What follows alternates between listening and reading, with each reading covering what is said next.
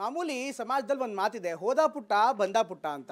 ಆದರೆ ರಾಜಕೀಯದಲ್ಲಿ ಈಗ ಹೊಸ ಗಾದೆ ಹುಟ್ಕೊಂಡಿದೆ, ಹೋದ ಶೆಟ್ಟರ್ ಬಂದ ಶೆಟ್ಟರ್ ಅಂತ. ಕೆಲ ದಿನಗಳ ಹಿಂದಷ್ಟೇ ಅಂದರೆ ವಿಧಾನಸಭೆ ಚುನಾವಣೆಗೂ ಮೊದಲು ವಿಧಾನಸೌಧ ಇನ್ನೇನು ಕಾಣಿಸ್ತಾ ಇತ್ತು, ಆದರೆ ಟಿಕೆಟ್ ಕೊಟ್ಟಿಲ್ಲ ಅನ್ನುವಂಥ ಕಾರಣಕ್ಕೋಸ್ಕರ ಬಿಜೆಪಿಯಿಂದ ಸಿಟ್ಟಾಗಿದ್ದಂಥ ಜಗದೀಶ್ ಶೆಟ್ಟರ್ ಕಾಂಗ್ರೆಸ್ಗೆ ಹೋಗಿದ್ದರು. ಕಾಂಗ್ರೆಸ್ ಸೇರಿ 6-8 ತಿಂಗಳು ಕಳೆಯಷ್ಟರಲ್ಲಿ ಈಗ ಮತ್ತೆ ಬಿಜೆಪಿ ಮನೆಗೆ ವಾಪಸ್ಸಾಗಿದ್ದಾರೆ.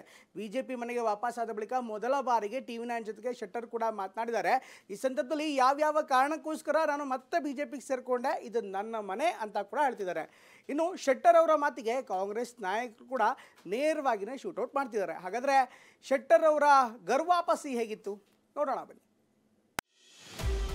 ಕಾಂಗ್ರೆಸ್ ಪಾರ್ಟಿಯಲ್ಲಿ ಇದ್ದೆ ಮತ್ತು ಯಾವ ಸಂದರ್ಭದಲ್ಲಿ ಕಾಂಗ್ರೆಸ್ ಪಾರ್ಟಿಗೆ ನಾನು ಹೋದೆ ಇಡೀ ಜಗತ್ತಿಗೆ ಗುರ್ತಿರುವಂಥದ್ದು. ಮನಸ್ಸಿನ ತಳಮಳ, ವಾಪಸ್ ಬಿಜೆಪಿ ಬರಬೇಕನ್ನುವಂಥದ್ದು. ಆದರೆ ಯಾವಾಗ ವಿಜಯೇಂದ್ರ ಅವರು ರಾಜ್ಯ ಅಧ್ಯಕ್ಷರಾದರು, ಕಳೆದ ಒಂದೂವರೆ ತಿಂಗಳಿಂದ ಈ ಪ್ರಯತ್ನ ಚಾಲೂ ಆಯಿತು. ನಿನ್ನೆ ಅದು ಫಲಪ್ರದ ಆಗಿದೆ. ನಾನೇನು ಕಾಂಗ್ರೆಸ್ ಪಾರ್ಟಿಗೆ ಲಾಸ್ ಮಾಡಿ ಹೋಗಿಲ್ಲ. ಬಿಜೆಪಿ ರಾಜ್ಯ ನಾಯಕರು ಶೆಟ್ಟರ್ ಬರೋದು ಬೇಡ, ಅವಶ್ಯಕತೆ ಇಲ್ಲ ಅಂತ ಅವರು ಅಂದಿದ್ರೆ ನಾವು ಬರ್ತಾನೆ ಇರಲಿಲ್ಲ. ವಿಧಾನಸಭಾ ಚುನಾವಣೆಯಲ್ಲಿ ಬಿಜೆಪಿಗೆ ಗುಡ್ ಬೈ ಹೇಳಿದ್ದ ಜಗದೀಶ್ ಶೆಟ್ಟರ್ 8 ತಿಂಗಳಲ್ಲಿ ಕೇಸರಿ ಪಕ್ಷಕ್ಕೆ ಮರಳಿದ್ದಾರೆ. ಬಿಜೆಪಿಯನ್ನ ಬಿಟ್ಟು ಹೋದಷ್ಟೇ ವೇಗದಲ್ಲಿ ಮಾಜಿ ಸಿಎಂ ಜಗದೀಶ್ ಶೆಟ್ಟರ್ ಬಿಜೆಪಿಗೆ ವಾಪಸ್ ಆಗಿದ್ದಾರೆ. ನಿನ್ನೆಯಷ್ಟೇ ದೆಹಲಿಯ ಬಿಜೆಪಿ ಕಚೇರಿಯಲ್ಲಿ BS ಯಡಿಯೂರಪ್ಪ, ವಿಜಯೇಂದ್ರ ಹಾಗೂ ಕೇಂದ್ರ ಸಚಿವರ ಸಮ್ಮುಖದಲ್ಲಿ ಜಗದೀಶ್ ಶೆಟ್ಟರ್ ಕಮಲ ಹಿಡಿದಿದ್ರು. ಈ ಬೆಳವಣಿಗೆಯ ಬೆನ್ನಲ್ಲೇ ಜಗದೀಶ್ ಶೆಟ್ಟರ್ ಅಷ್ಟೆಲ್ಲ ಬಿಜೆಪಿ ವಿರುದ್ಧ ಕಿಡಿಕಾರಿ ಈಗ ಮತ್ತೆ ಯಾಕೆ ಅಲ್ಲಿಗೆ ಹೋದ್ರು ಅನ್ನೋ ಚರ್ಚೆ ರಾಜ್ಯ ರಾಜಕಾರಣದಲ್ಲಿ ಶುರುವಾಗಿದೆ.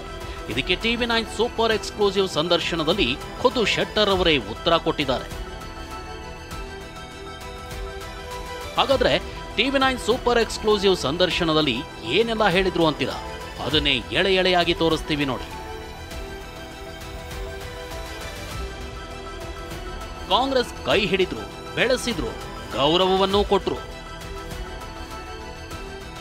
ಯಾವುದೇ ಸಂಚಲನ ಸೃಷ್ಟಿ ಮಾಡಬೇಕಂತೂ ನಾನು ನಿರ್ಧಾರಗಳನ್ನು ಕೈಗೊಂಡಿಲ್ಲ. ಆ ಪರಿಸ್ಥಿತಿ ಅನುಗುಣವಾಗಿ ನಾನು ನಿರ್ಧಾರ ಕೈಗೊಂಡಿದ್ದೆ. ಕಾಂಗ್ರೆಸ್ ಪಾರ್ಟಿಯಲ್ಲಿ ಇದ್ದೆ ಮತ್ತು ಯಾವ ಸಂದರ್ಭದಲ್ಲಿ ಕಾಂಗ್ರೆಸ್ ಪಾರ್ಟಿಗೆ ನಾನು ಹೋದೆ ಇಡೀ ಜಗತ್ತಿಗೆ ಗುರ್ತಿರುವಂಥದ್ದು. ಆ ಹಿನ್ನೆಲೆಯಲ್ಲಿ ಕಾಂಗ್ರೆಸ್ ಪಾರ್ಟಿಯವರು ಸಹಿತ ನನಗೆ ಸ್ವಾಗತ ಮಾಡಿದರು, ಕೈ ಹಿಡಿದು ಬೆಳೆಸಿದರು, ಸ್ಥಾನಮಾನ ಕೊಟ್ಟರು, ಗೌರವ ಕೊಟ್ಟರು. ಅದಕ್ಕೆ ಅವರಿಗೆ ನಾನು ನಿನ್ನಿಂದ ಧನ್ಯವಾದಗಳು ಹೇಳಿದ್ದೇನೆ, ಮುಖ್ಯಮಂತ್ರಿ, ಉಪಮುಖ್ಯಮಂತ್ರಿಗಳಿಗೆ.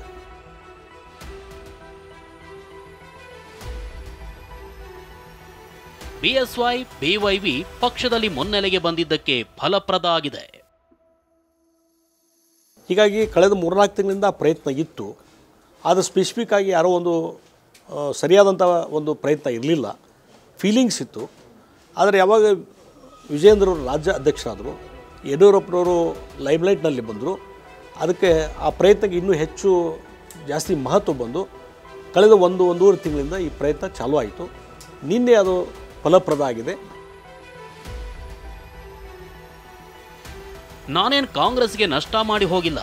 ಅಸೆಂಬ್ಲಿ ಚುನಾವಣೆಯಲ್ಲಿ ಜಗದೀಶ್ ಶೆಟ್ಟರ್ ಯಾವ ಸಂದರ್ಭದಲ್ಲಿ ಬಂದರು, ಅದರಿಂದ ಏನೋ ಒಂದು ವಾತಾವರಣ ನಿರ್ಮಾಣ ಆಯಿತು. ಅದರಿಂದ ಕಾಂಗ್ರೆಸ್ ಪಾರ್ಟಿಗೆ ಏನು ಪ್ಲಸ್ ಆಯಿತು, ಅದು ಕಾಂಗ್ರೆಸ್ ಪಾರ್ಟಿಗೆ ಗುರುತು, ಇಡೀ ಜಗತ್ತಿಗೆ ಗುರುತು. ಮಾಧ್ಯಮದಲ್ಲಿ ಅದ್ರ ಬಗ್ಗೆ ಸಾಕಷ್ಟು ಚರ್ಚೆ ಆಗಿದೆ. ಆ ಹಿನ್ನೆಲೆಯಲ್ಲಿ ನಾನೇನು ಕಾಂಗ್ರೆಸ್ ಪಾರ್ಟಿಗೆ ಲಾಸ್ ಮಾಡಿ ಹೋಗಿಲ್ಲ.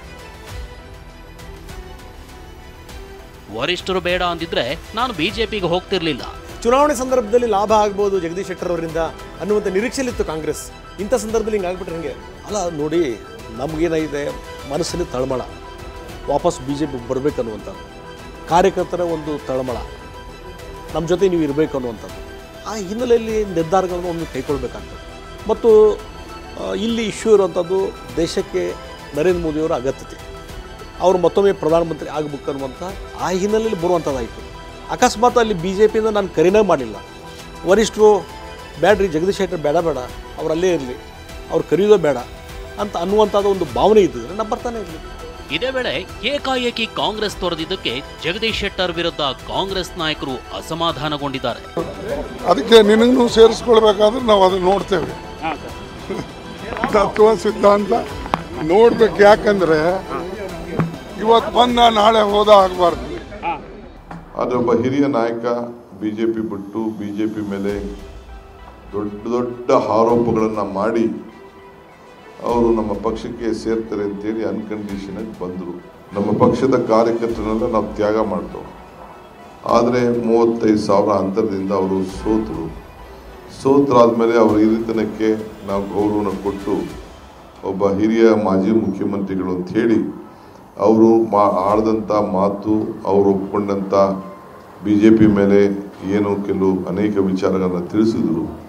ನಾವು ಅವರನ್ನು ನಂಬಿ 5 ವರ್ಷಗಳ ಕಾಲ ಕೂಡಲೇ ನಾವು MLC ಕೂಡ ನಾವು ನಾಮಿನೇಷನ್ ಮಾಡಿ ಅವರಿಗೆ ಕೊಟ್ಟು ಬಹಳ ಗೌರವದಿಂದ ನಡೆಸ್ಕೊಳ್ತಾ ಇದ್ರು.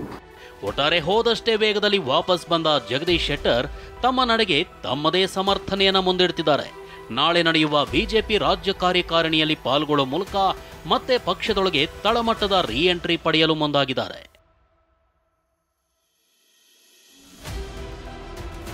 ಕಿರಣ್ ಹನ್ನಿಣಕ, TV9 ಬೆಂಗಳೂರು.